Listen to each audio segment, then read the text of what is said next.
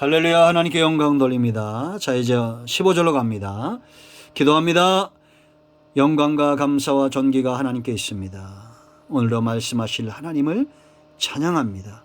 종을 낮추시고 겸손하게 하시고 이 말씀에 오직 통로만 되기를 원합니다.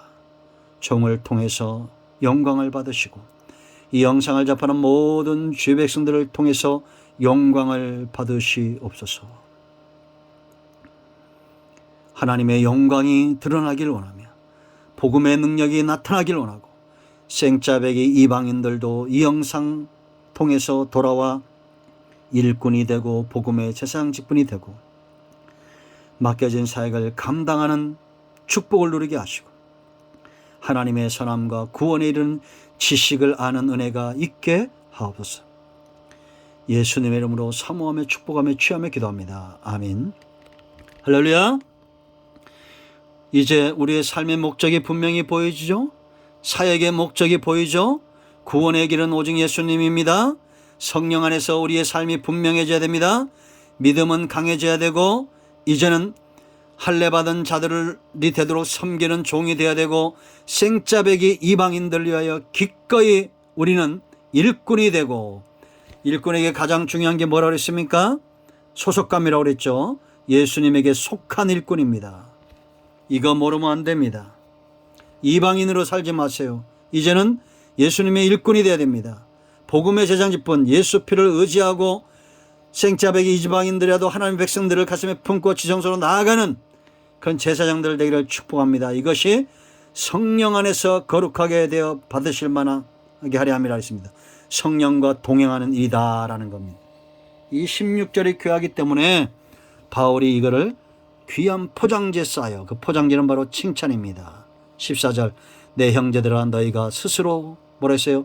선함이 가득하고 모든 지식이 차서 능히 서로 권하는 자임을 나도 확신하느라. 이건 조롱이 아닙니다. 절대. 왜냐? 역사를 보세요. 로마교회 하나님이 세우셨습니다. 우리 큰나무교회 하나님이 세웠어요. 하나님의 선하신 역사 가운데 구원에 이르는 지식 가운데 세워졌어요. 마찬가지로 사람도 마찬가지입니다. 여러분 예수님 믿죠? 믿는 순간 여러분들의 그 구원의 역사는 하나님의 선한 역사예요. 우리는 구원에 이르는 지식을 아는 자들입니다. 이게 우리에게 너무 쉽잖아요. 30초만 따라 기도하면 구원을 얻잖아요. 논어 맹자 공자 수십 년 읽고 딸딸 외우고 한문을 알고 지식이 아무리 많아도 구원에 이르는 지식이 그 안에 없습니다. 극락왕생 석가모니는 말하지 않았다고 그랬죠. 석가모니는 모르는 말입니다. 그거. 그런데 속고 있어요. 석가모니 죽고 800년은 지나서 나온 게 극락이에요. 이런 사람들에게서 우리는 이끌어내야 됩니다.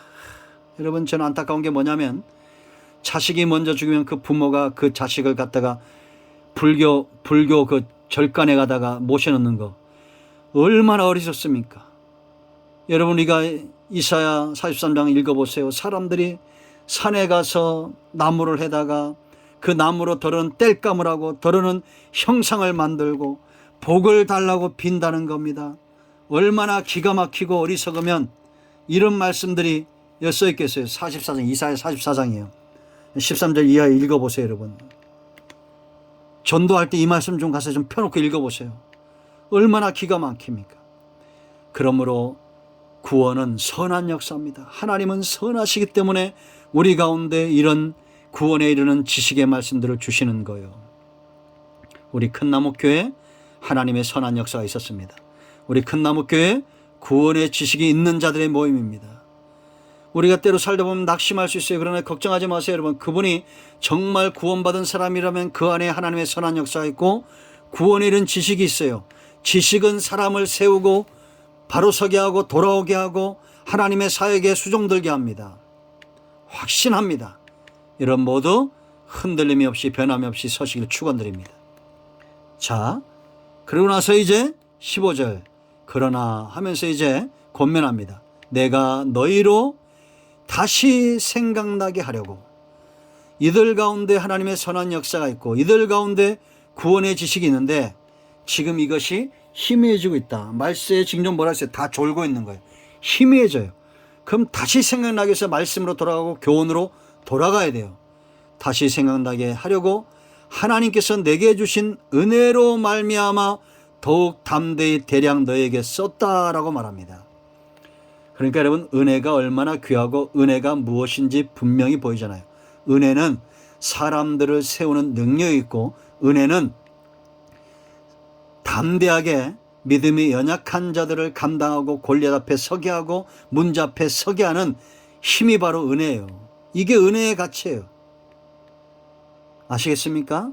내가 바울처럼 은혜에 붙들린 바 되어서 사람들에게 복음을 전하지 못하고 제대로 된 기도하지 못한다면 우리는 은혜의 가치를 아직은 모르는 겁니다.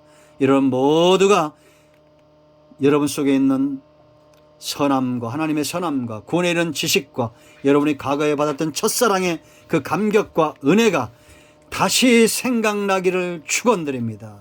여러분, 저는 가끔 교회를 지을 때 그 사진들을 봅니다. 과거의 사진들을 봐요. 여러분, 사진만 남는다 그러잖아요. 무슨 사진만 남습니까? 거기 추억이 있어요. 동일한 성령의 역사는 우리 가운데 지금도 있습니다. 우리가 연약하여 지금 흔들리고 있을 뿐이죠. 여러분, 지금까지 우리가 수많은 일들을 경험했습니다. 그러나 사라지지 않는 것이 있습니다. 하나님의 은혜입니다. 이 은혜, 여기까지 온 것이 하나님의 은혜입니다. 에베네셀의 하나님입니다. 다니엘, 사무엘을 보세요. 여러분, 블레셋이 쳐들어왔습니다. 전쟁은 일어나고 있고, 엘리의 두 아들 홈리와 비나스는 죽임을 당하고 법궤는 빼앗겼습니다. 엘리는 죽음을 당했습니다. 온 나라가 암울합니다. 영적으로 암울합니다. 전쟁의 위협이 있습니다. 제사장은 죽었고 법궤는 빼앗겼습니다. 그때 사무엘이 그들 앞에 선포한 게 뭡니까? 에베네셀의 하나님입니다. 하나님이 여기까지 우리를 도우셨다는 겁니다. 믿음의 눈이 떠지지 않고 은혜의 눈이 떠지지 않고 어떻게 그렇게 말할 수 있겠습니까? 지금 문제가 산적해 있는데 제사장은 죽었고 법궤는 빼앗겼고 전쟁엔 패했고 적들은 기세가 등등해서 밀려오고 있습니다. 그런데 하나님이 도우셨다고요? 그렇게 말할 수 있습니다. 그런데 사무엘은 그들 앞에 돌을 세우고 단을 수축하고 에베네셀의 하나님 여기까지 우리를 도우셨다고 말하고 이스라엘을 불러 모읍니다. 그리고 그들의 영적인 회복을 위해서 먼저 노력을 하고 기도합니다.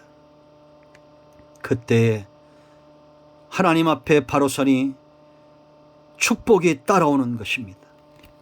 여러분, 지금 이 나라가 이런 신앙이 회복되어야 됩니다. 왜 모입니까? 생각해 봐야 됩니다. 왜 우리가 새벽에 모여야 되고, 왜 수요일날 모여야 되고, 왜 주일날 모여야 됩니까? 세상의 손가락질 가운데 우리의 모습이 보여야 됩니다. 하나님은 지금도 우리를 돕고 있어요. 하나님 앞에 먼저 바로 서야 됩니다. 이방인처럼 그렇게 살아서는 안 됩니다. 하나님이 기뻐하는 제물이 되어야 됩니다. 불은 제물 위에 떨어집니다. 응답은 제물 위에 떨어집니다. 제사장이 필요합니다. 엘리가 죽었지만 사무엘이 준비되고 있습니다.